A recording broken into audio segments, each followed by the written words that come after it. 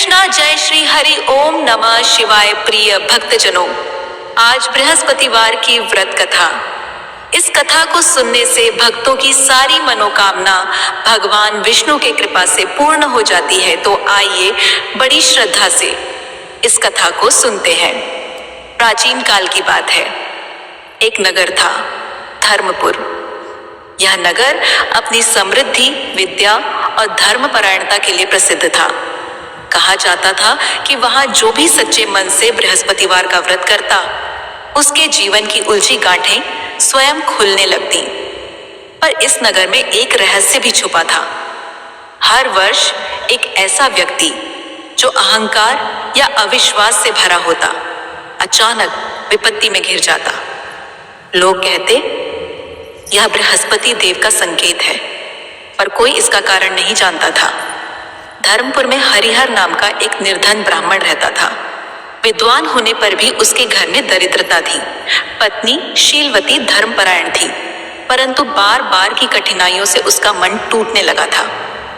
एक दिन शीलवती ने नगर की वृद्धा साध्वी से पूछा, माता, हम सदा सत्य और धर्म पर चलते हैं, फिर भी सुख क्यों नहीं मिलता? साध्वी ने उत्तर दिया, पुत्री, केवल कर्म ही नहीं, श्रद्धा भी आवश्यक है। बृहस्पतिवार का व्रत श्रद्धा से करो, पर ध्यान रखना, इस व्रत का एक रहस्य है जिसे समझे बिना फल नहीं मिलता। यह सुनकर शीलवती के मन में जिज्ञासा जागी। उसने व्रत तद आरंभ किया। पीले वस्त्र, पीले पुष्प, चने की दाल और गुड़ का प्रसाद। हर गुरुवार कथा सुनती और बृहस्पति देव का ध्यान करती। कुछ सप्ताह बीते, पर जीवन में कोई बड़ा परिवर्तन नहीं दिखा। तभी एक रात शीलवती ने स्वप्न देखा। पीतवर तेज से घिरा एक दिव्य पुरुष, जिनके हाथ में शास्त्र और कमंडल था। उन्होंने कहा, श्रद्धा रखो, पर परीक्षा अभी शेष है। उधर हरिहर को नगर के सेठ ने अपमानित कर भगा दिया। अपमान से आहत होकर हरिहर ने व्रत विश्वास पर प्रश्न उठाया। उसी क्षण नगर में अजीब घटनाएं होने लगी। कुएं का जल कड़वा हो गया, खेतों की फसल पीली पड़कर सूखने लगी। लोग भयभीत थे। पंडितों ने कहा, बृहस्पति देव कुपित हैं। पर क्यों? शीलवती ने साध्वी से फिर भेंट की। साध्वी ने धीरे से कहा, जिस दिन नगर का एक भी व्यक्ति अविश्वास से भरा रहेगा, उस दिन देवता संकेत देंगे, पर जो श्रद्धा से अडिग रहेगा वही रहस्य को देख पाएगा। यह सुनकर शीलवती ने निश्चय किया, चाहे कुछ भी हो, वह व्रत नहीं छोड़ेगी। अगले गुरुवार को शीलवती ने कथा करते समय एक अद्भुत घटना देखी।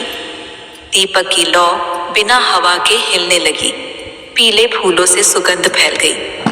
तभी दरवाजे पर एक अजनबी साधु आए। उन्होंने भिक्षा मांगी। घर में कुछ न था, फिर भी शीलवती ने अपना व्रत का प्रसाद साधु को दे दिया। साधु ने मुस्कुराकर कहा, आज तुमने रहस्य का द्वार खोल दिया। साधु के जाते ही हरिहर को तेज बुखार चढ़ गया। 3 दिन तक वह अचेत रहा। नगर के वैद्य भी हार गए। शीलवती ने उसी रात बृहस्पति देव से प्रार्थना की, यदि मेरा व्रत सत्य है तो मेरे पति की रक्षा कीजिए। आधी रात को वही दिव्य तेज फिर प्रकट हुआ। आवाज आई, श्रद्धा त्याग नहीं मांगती, वह त्याग से प्रकट होती है। जिसने प्रसाद देकर भी विश्वास रखा, वही योग्य है। सुबह होते ही हरिहर की आंखें खुल गईं।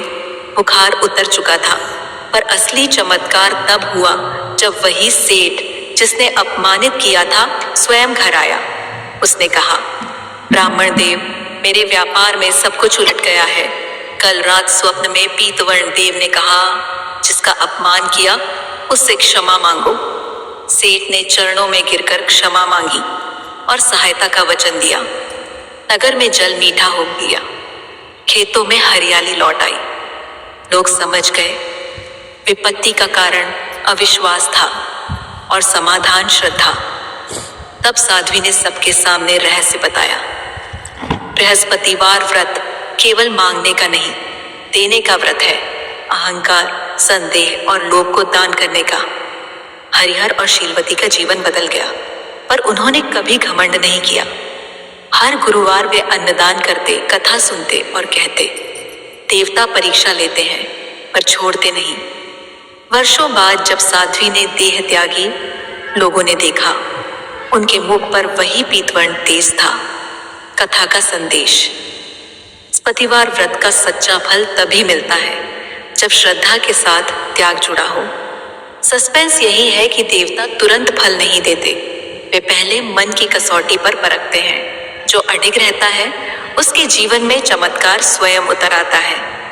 भक्तों, ऐसे ही और कथा एवं कहानी सुनने के लिए हमारे चैनल को लाइक, शेयर, फॉलो और सब्सक्राइब करें। धन्यवाद।